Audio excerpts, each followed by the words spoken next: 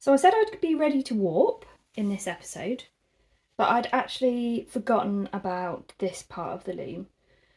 I'm not exactly sure what it's called. I will probably add the proper term once I've consulted Google. But I'm calling these apron strings at the minute, and I'm not really sure what this piece of wood's called, but I know that I've seen that people use a piece of dowel and then tie it to this, so that they add the warp to the piece of dowel, they tie it onto the piece of dowel and then add it onto this. But anyway, I wanted to replace the dirty pieces of Texsolve. I've just used one piece of cord, which I've tied in knots when it reaches the screws, and then I've tightened the screws. One thing I'm not sure about, and if you've done more weaving than I have, you might know, is why these are so long, because I'm guessing that I'm going to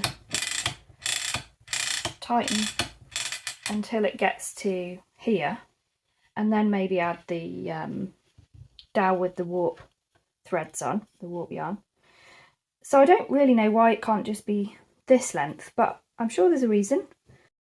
So if you know what it is, feel free to let me know. The other thing I noticed is, let me just loosen this again. When I was adding this cord, I noticed there was a little tuft coming out of this one. I don't know if it was a fault in the cord or if it's got caught on something, but it's made me think that this cord is not likely to be hard wearing enough to last very long. I've put it on now, so I'm going to give it a go and see how it works, and I really just want to get weaving, so I'm going to use it as it is, but I think my plan is going to be, I've got a little sample of this cord that Louet use for these parts of the loom, and it's much more plasticky. It does feel a lot tougher. So apparently different nylon braided cord is not all the same.